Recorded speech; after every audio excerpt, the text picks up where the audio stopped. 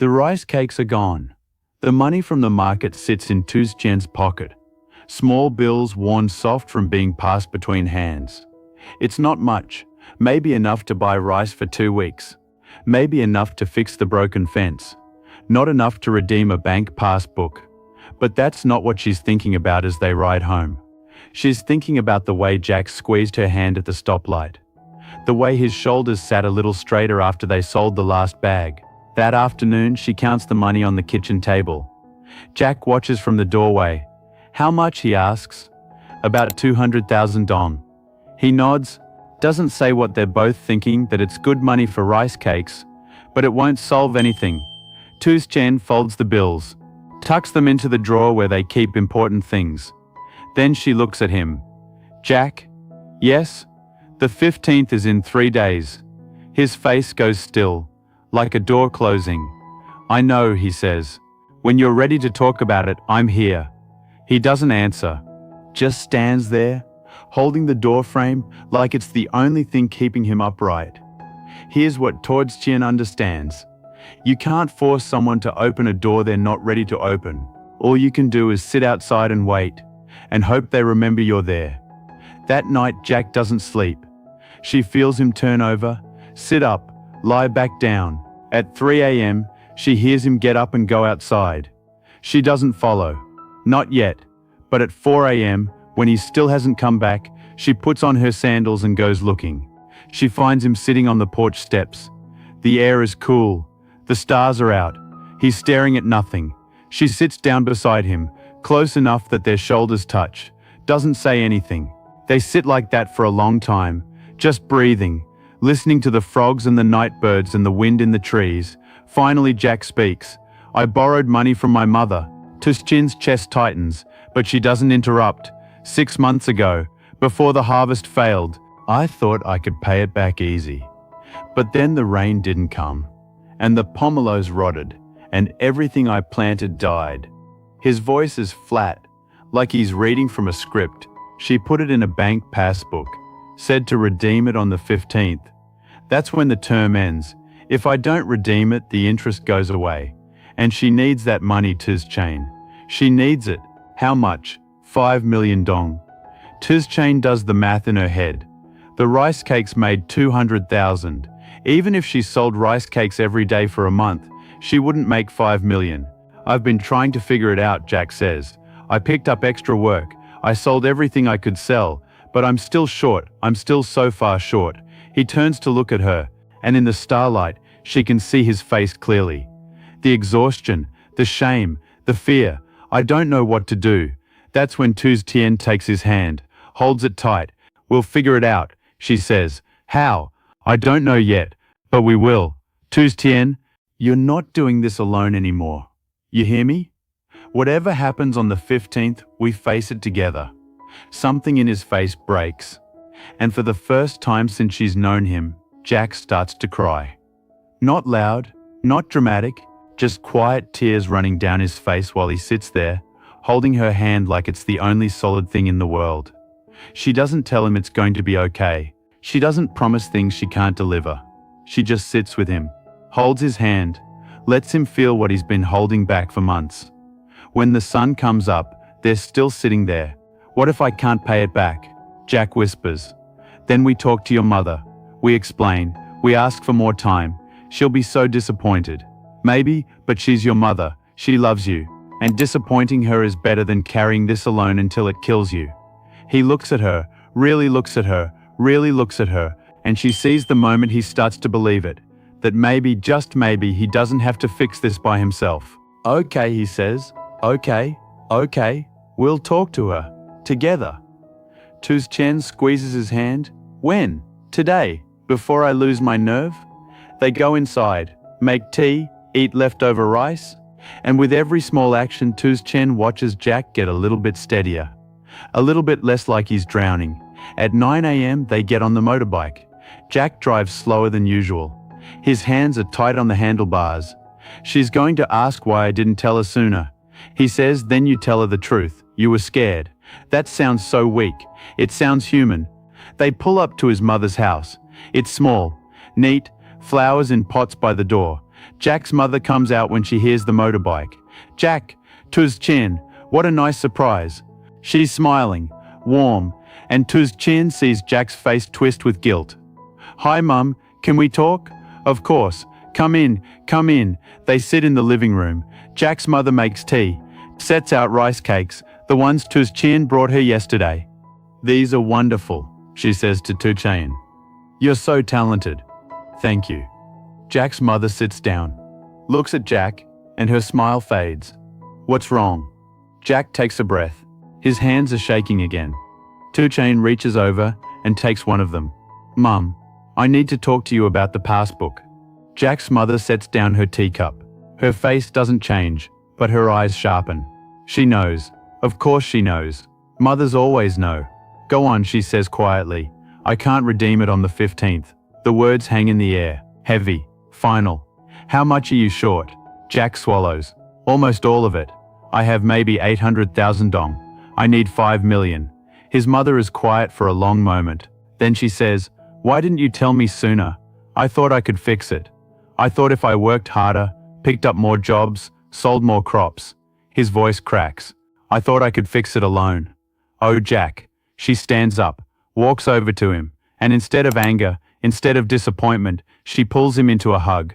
Jack breaks. Right there in his mother's arms, he breaks. All the fear he's been carrying, all the shame, all the exhaustion, it pours out of him in shaking sobs. Tien watches, her own throat tight. This is what love looks like, not fixing, just holding. When Jack finally pulls back, his mother cups his face in her hands. You silly boy, you think I didn't know you were struggling. What? I've been watching you for months, watching you get thinner, watching the worry eat at you. I kept waiting for you to come talk to me, but you're stubborn, just like your father. She sits back down, picks up her tea. Here's what we're going to do. We're going to go to the bank together on the 15th. We're going to extend the term, and we're going to set up a payment plan you can actually manage. But the interest is money, just money. You know what's not replaceable? You, your health, your peace of mind. Jack stares at her. You're not angry? I'm angry you suffered alone when you didn't have to. But the money? Jack, I'd rather lose every dong than watch you carry this weight by yourself. She looks at Tuz Tien. Thank you for bringing him here. For making him see he doesn't have to do everything alone. Tuz Tien nods. Can't speak past the lump in her throat. Jack's mother stands. Now, let's eat some of these rice cakes and talk about what happens next. No more secrets, no more suffering in silence. They spend the next hour talking, really talking. Jack tells his mother about the failed harvest, about Uncle Jun's land purchase, about his fears for the future. And his mother listens, asks questions, offers advice, not as someone disappointed, but as someone who wants to help. When they leave, Jack looks different, lighter, like he's put down a boulder he's been carrying for months. On the ride home, Tuz Tien holds him tight, and when they pull up to their house, he turns around and kisses her forehead. Thank you, he says. For what? For not letting me do this alone. For seeing what I needed even when I couldn't say it. She smiles. That's what love is. That night, they sit on the porch together. The stars are out, the air is cool. Jack's head is on her shoulder. I've been thinking, he says. About what? About Uncle Jun's land. He asked if I wanted to help him build the farm, be his partner. Tuz Tien sits up. Really? 2 hectares is too much for one person. And he knows I'm good with plants, good with animals. He said we could split the work, split the profits. What did you say? I said I'd think about it. But now, he looks at her. What if this is the answer? What if this is how we build something stable? Something that doesn't depend on rain that might not come? Tuz Tien's mind is racing. A partnership, steady work, a future that isn't hanging by a thread. What would we have to do? Help him renovate the house. Clear the land, plant the first crops. It would be hard work, long hours. But it would be ours, Tuz Tien, something we're building together. She thinks about the rice cakes, the market, the way Jack stood beside her, helping sell every bag, the way they work best when they work together. I think you should say yes, she says. You do? We're a team. We've always been a team. This is just making it official. Jack grins. The first real full grin she's seen in weeks.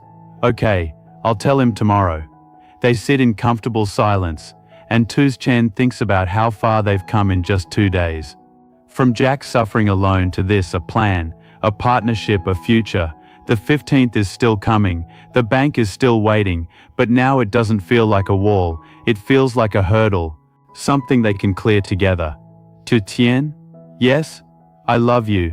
She turns to look at him, his face is soft in the starlight, open, honest, I love you too, and sitting there on the porch, holding hands under the stars, they both feel it, the shift, the weight lifting, the fear getting smaller. Tomorrow Jack will call Uncle June. They'll start planning, start building, start creating something new. But tonight they just sit, just breathe, just exist in this moment of peace they've fought so hard to find. Because that's what love does. It takes the broken pieces and finds a way to make something whole. The next morning Jack calls Uncle June before the sun is fully up. Tien listens from the kitchen, pretending to make breakfast, but really straining to hear every word. Uncle, it's Jack.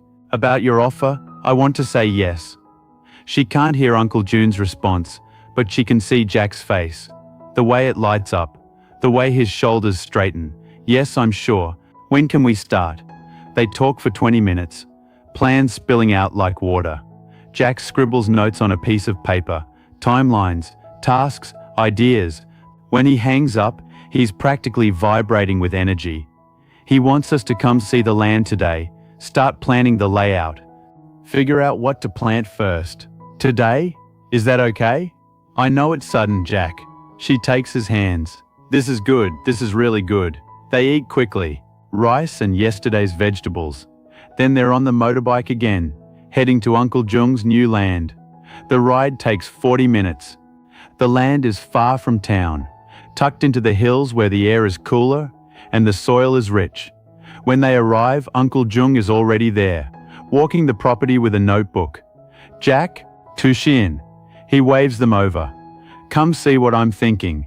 For the next 2 hours, they walk every inch of those 2 hectares. Uncle June points out where the pomelo trees are already established, where they could plant vegetables, where the chickens could go. This section here, he says, pointing to a flat area near the house. This is perfect for a greenhouse. We could grow year-round. No more depending on rain. Jack's eyes go wide. A greenhouse? It's an investment.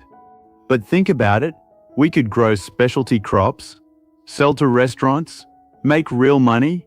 Tien watches them talk, watches the way Jack's whole body comes alive when he's talking about plants, about soil, about growing things. This is right. She can feel it in her bones. What do you need from me? Jack asks. Your time, your knowledge, your partnership. Uncle Dune claps him on the shoulder. I'm getting old, Jack. I need someone young, someone who sees the future I see. What about money? I don't need your money. I need your hands, your brain, your commitment, your commitment. We split everything 50-50. Partners. Jack looks at Tien. She nods. Okay, Jack says, let's do it. They shake hands, and standing there in the middle of 2 hectares of possibility, Tien feels something she hasn't felt in months. Hope. Not the desperate, clinging to straws kind of hope, but solid hope, built on work and partnership and a plan that makes sense. They spend the rest of the day planning. Uncle Dune has connections with seed suppliers. Jack knows which crops grow best in this soil. Tien suggests setting up a small stand at the market to sell directly to customers. Cut out the middleman, she says. Build relationships with people who'll come back week after week. Uncle John grins. You're smart, I like you. By late afternoon they have a timeline. Clear the land, 2 weeks. Build the greenhouse 1 month. First planting 6 weeks. It's ambitious, but it's possible. As they're leaving, Uncle John pulls Jack aside. You made the right choice, he says quietly. Coming here, asking for help, building something with people who care about you. Jack nods, can't quite speak. Your mother would be proud. She already knows, we talked to her yesterday. Good, family first, always. On the ride home, Tien holds Jack tight. The sun is setting, painting the sky orange and pink. Everything feels different now, lighter. That night they sit on the porch again. It's becoming their spot, their place to breathe. The 15th is tomorrow, Jack says. I know, I'm not scared anymore. Tien looks at him. No, I mean I'm nervous. But it's different. Before I felt like I was drowning. Now I feel like I'm swimming. You know? Still in deep water but moving. Making progress. She understands exactly what he means. Your mum is going to help you extend the term. Uncle Dung is giving you a future. And you? She squeezes his hand. You finally let people in. I did, didn't I? They sit in comfortable silence. Then Jack says, I want to marry you. Tien's breath catches. Not now. Not yet. We need to get stable first. Build something solid. But someday, Tien, I want to marry you and build a life with you and grow old on this porch. Her eyes fill with tears. Good tears. Happy tears. I want that too. He kisses her, slow and sweet under the stars. And everything they've been through, the fear, the struggle, the rice cakes, the sleepless nights, all of it led to this moment. Tomorrow they'll go to the bank, face the numbers, extend the term, start paying down the debt bit by bit. Next week they'll start clearing Uncle Dung's land, building the greenhouse, planting the first seeds. But tonight they just sit, just hold hands, just exist in this perfect moment of peace and possibility. Because that's what love gave them. Not a solution, not a miracle, just the courage to stop suffering alone. To ask for help, to build something together. And sometimes that's all you need. The fear isn't gone, the debt is still there, the work ahead is hard. But they're not carrying it alone anymore. And that makes all the difference.